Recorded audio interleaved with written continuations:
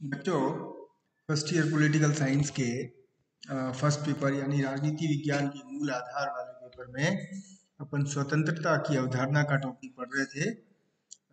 ये अवधारणाओं का ही यूनिट है और इसमें स्वतंत्रता के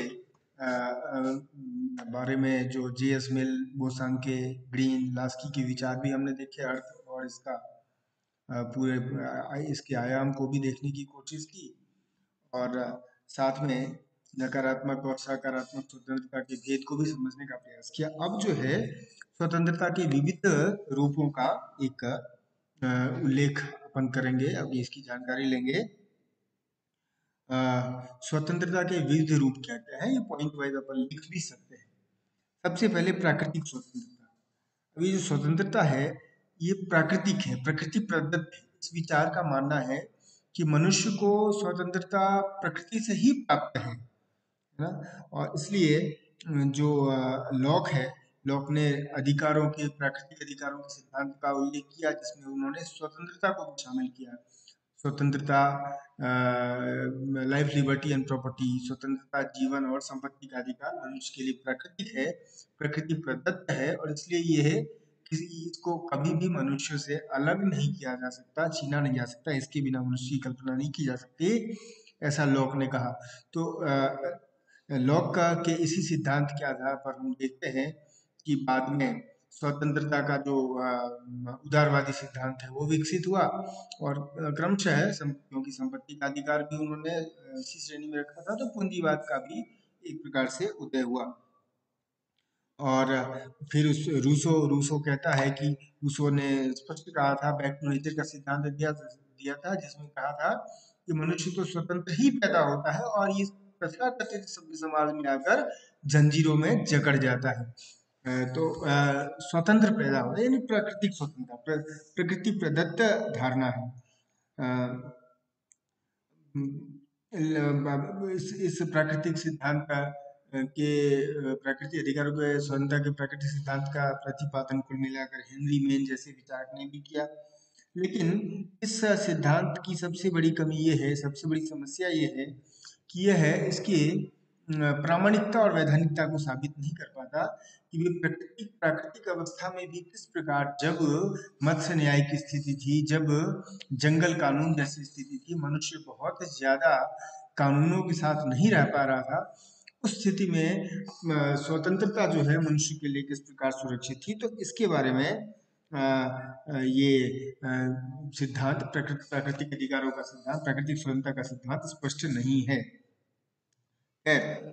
दूसरी जो स्वतंत्रता है, स्वतंत्रता का रूप है, वो है व्यक्तिगत स्वतंत्रता। व्यक्तिगत स्वतंत्रता, इसका तात्पर्य है कि व्यक्ति के उन कार्यों पर कोई प्रतिबंध नहीं होना चाहिए जिनका संबंध केवल उसके ही अस्तित्व से है। और ऐसे बहुत सारे कार्य होते हैं जो व्यक्ति जब करता है तो वो दूसरों को प्रभावित नहीं करता, ऐसे भोजन करना या अपने स्वाध्याय करना या पारिवारिक जीवन जीना, ये बहुत सारे कार्य हैं और जिसको जे.एस. मिल ने स्पष्ट रूप से स्व विषयक कार्य कहा है।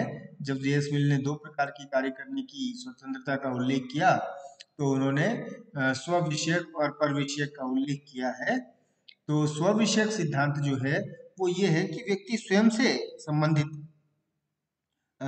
कार्य जब करता है और दूसरों को प्रभावित नहीं करता तो उसमें वो स्व विषयक है।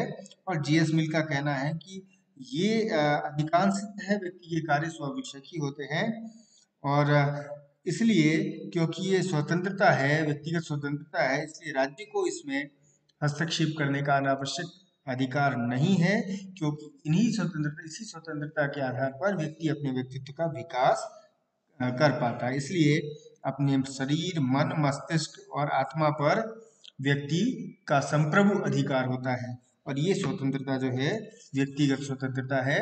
हम देखते हैं किसी व्यक्तिगत स्वतंत्रता के कारण बाद में व्यक्तिवाद का एक बहुत ही विकसित सिद्धांत सामने आया और इसी व्यक्तिवादी स्वतंत्रता को बाद में स्वतंत्रता के अधिकार, मौलिक अधिकार, जीवन के अधिकार के रूप में विभिन्न संविधानों में मान्यता मिली है। भारत के संविधान में इसका उल्लेख स्पष्ट रूप से किया गया है। यद्यपि संविधान, जैसे भारत के सर्वोच्च न्यायालय ने भी समय समय पर कहा है और अनेक का विचारकों ने भी कहा है कि व्यक्तिगत स्वतंत्रता जो है वह असीमित नहीं है, वह सीमित है, वह जनहित में, वह समानता के सिद्धांतों की अधीन है। इसलिए जो जीएस मिल का सिद्धांत है वो लगभग असीमित व्यक्तिगत स्वतंत्रता का सिद्धांत है, वो स्वीकार्य एक आधुनिक कल्याणकारी राज्य में नहीं हो सकता। ठीक है। तीसरा जो विचार है, तीसरा जो स्वरूप है स्वतंत्रता का, वो है नागरिक स्वतंत्रता। नागरिक स्वतंत्रता का तात्पर्य है ऐसी स्वतंत्रता से है जो व्यक्ति समाज या राज्य के नागरिक यानी सदस्य होने के नाते प्राप्त करता है। और नागरिक स्वतंत्रता का उद्देश्य व्यक्ति को समान अवसर और अधिकार प्रदान करना है। इसलिए ये स्वाभाविक रूप से असीमित या निरंकुश नहीं है। नागरिक स्वतंत्रता भी दो प्रकार की है, एक तो शासन के विरुद्ध यानी सरकार के विरुद्ध व्यक्ति की स्वतंत्रता, और दूसरा व्यक्ति को व्यक्ति और समुदायों व्यक्तियों के समुदाय से स्वतंत्रता। शासन के विरुद्ध व्यक्ति की स्वतंत्रता जो है वो कुल मिलाकर मौलिक अधिकारों के माध्यम से प्राप्त होती है, संविधान द्वारा संरक्षित होती है। और दूसरा जो है वो नागरिक स्वतंत्रता का दूसरा स्वरूप यानी व्यक्ति और व्यक्ति के समुदायों से स्वतंत्रता प्राप्त करना, तो वो भी इसका उल्लेख भी कई बार संविधान में ही किया जाता है। और जिस राज्य में नागरिक स्वतंत्रता का स्तर जितना ऊंचा होता है उसे उतना ही अधिक का जन लोकतंत्रात्मक या जन कल्याणकारी लोक कल्याणकारी राज्य की संज्ञा दी जाती है। और यही कारण है कि पाश्चात्य जितने भी लोकतंत्र हैं वो क्योंकि नागरिक का सिविक लिबर्टीज के मामले में, सिविल लिबर्टीज के मामले में, नागरिक स्वतंत्रता के मामले में काफी उच्च स्थान प्राप्त किया हुआ उन्होंने, इसलिए उन्हें बहुत ही विकसित लोकतंत्र के रूप में भी देखा जाता है। तो चौथा स्वरूप है स्वतंत्रता का, वो है राजनीतिक स्वतंत्रता। और राजनीतिक स्वतंत्रता का मतलब है भाई जो राजनीतिक गतिविधियां हैं, शासन और सरकार और राज्य की गतिविधियां हैं, उसमें निर्बाध रूप से बिना किसी भेदभाव, बिना किसी बाधा के सभी नागरिकों को भाग लेने की राजनीतिक स्वतंत्रता, भाग लेने की स्वतंत्रता। और लास्की ने इसलिए कहा है कि राज्य के कार्यों में भाग लेने की शक्ति ही राजनीतिक स्वतंत्रता है। राज्य के कार्यों में, राज्य के जितने भी अफेयर्स हैं।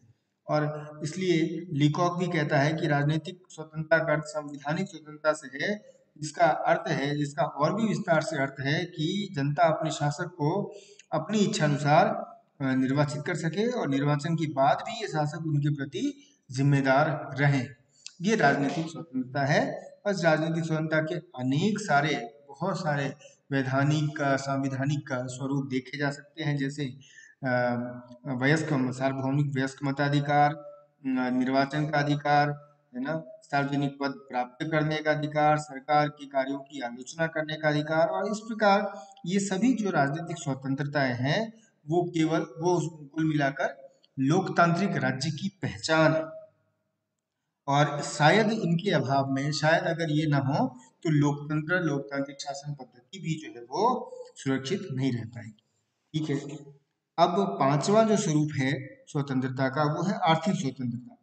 अब आर्थिक स्वतंत्रता का मतलब कई बार ऐसा लगाया जाता है कि किसी भी व्यक्ति को असीमित आर्थिक स्वतंत्रता, जैसा कि एडम स्मिथ ने या जैसा कि बाद में कई पूंजीवादी विचारकों ने दिया कि असीमित आर्थिक स्वतंत्रता यानी व्यक्ति की जितनी भी क्षमता है वह अपनी क्षमता अनुसार अपनी संपत्ति अर्जित कर सके और राज्य उसके इस कार्य में कोई दखलंदाजी न करे। ये पूंजीवाद का मूल सिद्धांत है कुल मिलाकर।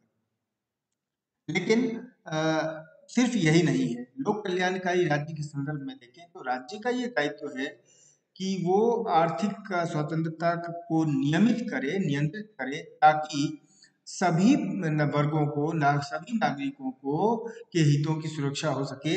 और ये जो आर्थिक सत्ता है या आर्थिक पूंजी है वो कुछ ही व्यक्तियों तक सीमित न रह जाए, बल्कि लोक कल्याण, जनहित में उसका एक विकास के परिणाम का वितरण हो सके समाज। और लास्की का कहना है, इसलिए आर्थिक स्वतंत्रता का तात्पर्य यह है कि प्रत्येक व्यक्ति को अपनी आजीविका कमाने की संपूर्ण सुविधा प्राप्त हो, और व्यक्ति को बेरोजगारी या इसी प्रकार से जो उसके व्यक्तित्व के विकास में बाधक है आर्थिक कारण, उसका समाधान हो सके। और इस प्रकार ये राज्य का दायित्व बन जाता है कि वो व्यक्तियों के आर्थिक व्यक्ति के न्यूनतम जीवन यापन की व्यवस्था कर सके।